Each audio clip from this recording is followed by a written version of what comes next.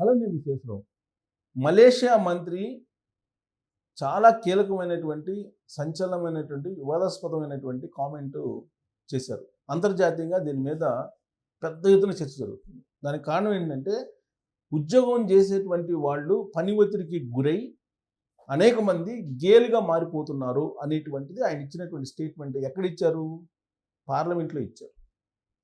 పార్లమెంట్లో ఆయన on record ఇచ్చినటువంటి స్టేట్మెంట్ ఇప్పుడు ప్రపంచవ్యాప్తంగా చర్చనీయాంశంగా మారింది. దానికి కారణం ఏంటంటే, సాఫ్ట్వేర్ ఉద్యోగులు ఒత్తిడికి గురవుతున్నారు అనేది చాలా కాలంగా వినిపిస్తుంది. ఆత్మహత్య ప్రయత్నాలు చేస్తున్నారు.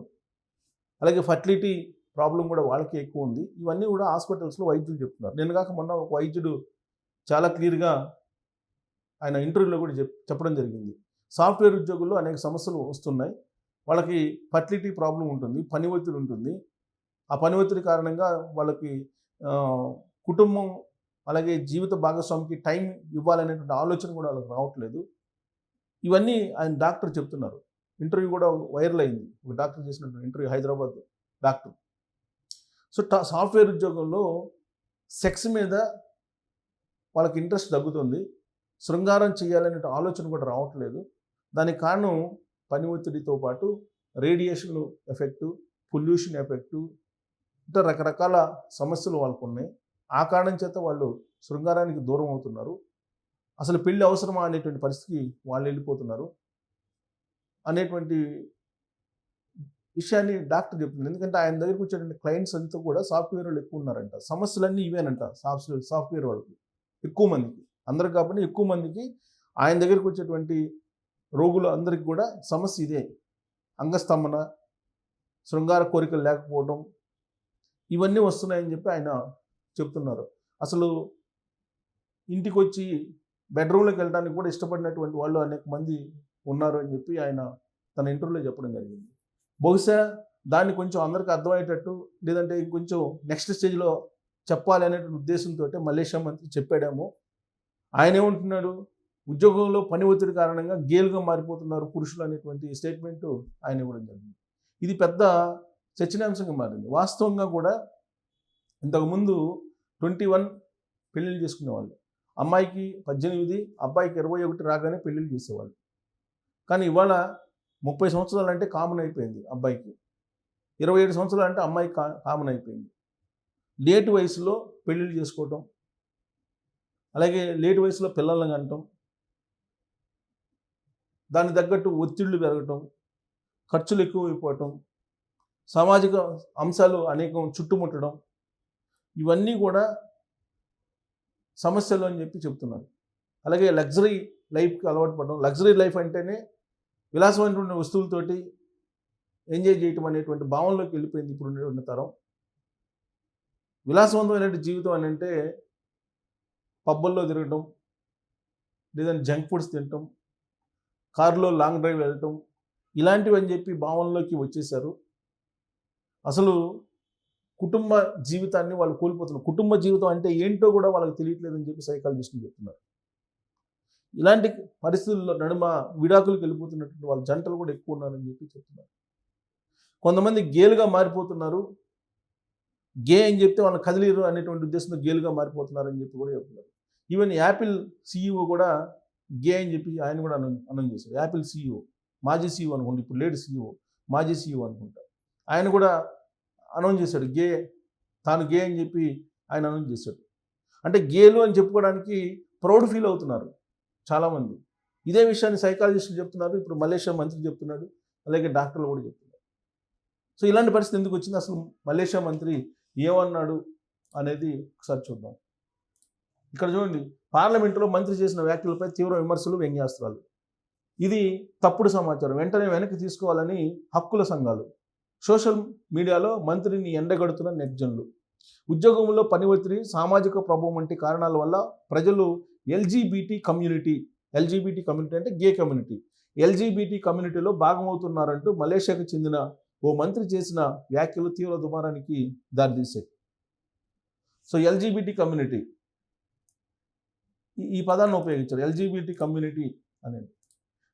ఏంటి LGBT కమ్యూనిటీ అంటే? అడుగుదాం, జెమినీని అడుగుదాం.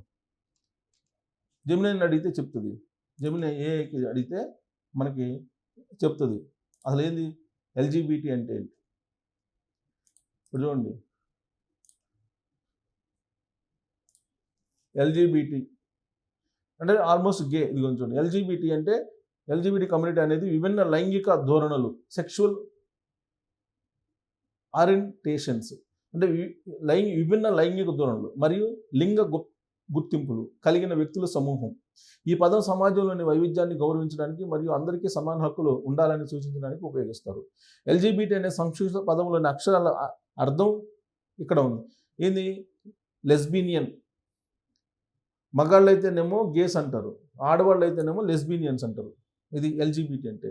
ఇతర మహిళల పట్ల శారీరక లేదా మానసిక ఆకర్షణ కలిగిన మహిళలు. లెస్బినియన్స్ అంటే ఇతర మహిళల పట్ల శారీరక లేదా మానసిక ఆకర్షణ, లేడీస్ అట్రాక్ట్ చేసుకోవడం. ఇక గే ఇతర పురుషుల పట్ల ఆకర్షణ కలిగిన పురుషులు. సాధారణంగా ఈ పదాన్ని అందరికీ కలిపి కూడా వాడుతుంటారు. సో పురుషుల అట్రాక్ట్ చేసుకోవడం అనేది గే. ఇక బైసెక్షువల్. ఇక్కడ మనకి ఎల్జీబీటీ కదా, బి అంటే ఏంటంటే బైసెక్షువల్. బైసెక్షువల్ అంటే పురుషులు మరియు మహిళలు ఇద్దరి పట్ల ఆకర్షణ కలిగిన వ్యక్తులు. బైసెక్షువల్ అంటే వీళ్ళు అటు ఇటు ఆకర్షణ కలిగి ఉంటారు. ఇక టీ అంటే ఏంటి? ట్రాన్స్జెండర్. ట్రాన్స్జెండర్ అంటే పుట్టినప్పుడు కేటాయించిన లింగం కాకుండా వేరే లింగాన్ని మార్చుకోవడం అనేదాన్ని వీళ్ళ ట్రాన్స్జెండర్ అంటారు. ట్రాన్స్జెండర్ అంటే లింగాన్ని మార్చుకోవడం, అవయవాన్ని మార్చుకోవడం, గుర్తించే వ్యక్తులు. ఉదాహరణకు హిజ్రాలు లేదా ట్రాన్స్మెన్ లేదా ట్రాన్స్ ఉమెన్. ప్రస్తుతం దీనికి ఇంకా విస్తృతంగా ఎల్జీబీటీ క్యూఏఐ ప్లస్ అని కూడా పిలుస్తున్నారు. క్యూఐ ప్లస్ అంటే మళ్ళీ యాడ్ చేశారు. ఎల్జీబీటీ అనేది కాకుండా దానికి మళ్ళీ క్యూఐఏ ప్లస్ అని కూడా. ఇందులో క్యూ అంటేనేమో క్వీర్, ఐ అంటేనేమో ఇంటర్సెక్స్, ఏ అంటేనేమో అసెక్షువల్ అని అర్థం అంట. సో ఇది మరి కొత్త పదాలు కూడా యాడ్ చేశారు ఇది. సో సెక్షన్ 377 అంటే ఇది కొన్ని స్వలింగ సంపర్కం అనేది నేరం కాదని తీర్పిచ్చింది భారతదేశం, చారిత్రాత్మక తీర్పిచ్చింది. కొన్ని దేశాల్లో దీన్ని వ్యతిరేకిస్తున్నారు. సో ఇది ఎల్జీబీటీ గురించి మాట్లాడారు ఆయన. సో ఇక్కడ చూడండి, పార్లమెంట్లో రాతపూర్వకంగా ఇచ్చిన ఒక సమాధానంలో ఆయన ఈ వ్యాఖ్యలు చేయగా దీనిపై అక్కడ మలేషియాలోని తీవ్ర విమర్శలు, వ్యంగ్యాస్త్రాలు వస్తున్నాయి. సౌత్ చైనా మార్నింగ్ పోస్ట్ ఇది ప్రచురించింది. మత వ్యవహారాల శాఖ మంత్రిగా ఉన్న డాక్టర్ జుల్కిఫిల్ హసన్ ఈ వివాదాస్పద వ్యాఖ్యలు చేశారు. దేశంలో ఎల్జీబీటీ ధోరణులపై ప్రతిపక్ష ఇస్లామిస్ట్ పార్టీకి చెందిన ఎంపీ సిటీ జైలా అడిగిన ప్రశ్నకు ఆయన సమాధానం ఇచ్చారు. పని ఒత్తిడి, సామాజిక ప్రభావం, మత విశ్వాసాలు లోపించడం వంటివి ఎల్జీబీటీ ప్రవర్తనకు కారణాలని ఆయన పేర్కొన్నారు. మలేషియాలో స్వలింగ సంపర్కం చట్టవిరుద్ధమని 2022 నుంచి 2025 మధ్య ఎల్జీబీటీ సంబంధిత కార్యకలాపాలపై 135 కేసులు నమోదయ్యాయని మంత్రి తెలిపారు. సో సోషల్ మీడియాలో నెట్జన్లు సెటర్లు ఈ మంత్రి పైన నెట్జన్లు ఆయన కామెంట్ పైన బాగా ఎగతాళి చేస్తున్నారు. ఈ లెక్కన మా ఆఫీసులో ఉన్న వాళ్ళంతా ఎప్పుడో గేలుగా మారిపోవాలని ఒకళ్ళు, ఒత్తిడి, బైసెక్షువల్ రెండు నాకు ఉన్నాయి, బహుశా మంత్రి చెప్పింది నిజమేనేమో అని ఇంకొందరు, అంటే ఆయన సపోర్ట్ చేసే వాళ్ళు ఉన్నారు. మరో యూజర్ వ్యంగ్యంగా రాశారు. మరికొందరు దీన్ని కార్మిక హక్కులతో ముడిపెడుతూ జనాలు గేలుగా మారకుండా ఉండాలంటే ప్రభుత్వం కనీస వేతనాలు పెంచి 4 రోజులు పని దినాలు ప్రవేశపెట్టాలంటూ చురకలు అంటించారు. సో దీని మీద మళ్ళీ హక్కుల సంఘాలు వచ్చినాయి. హక్కుల సంఘాలు ఏమంటున్నాయి? జస్ట్ ఫర్ సిస్టర్స్ అనే ఎల్జీబీటీ హక్కుల సంస్థ ప్రతినిధి తిలగా సులతి రేహ్ మాట్లాడుతూ లైంగిక గుర్తింపు అనేది ఒత్తిడి వల్ల వచ్చేది కాదని, అది మానవ సహజమైనదని ప్రపంచ ఆరోగ్య సంస్థ స్పష్టం చేసిందని గుర్తు చేశారు. సో మొత్తం మీద ఈయన చేసినటువంటి వ్యాఖ్యలు ఇప్పుడు ప్రపంచవ్యాప్తంగా బాగా వైరల్ అయ్యాయి.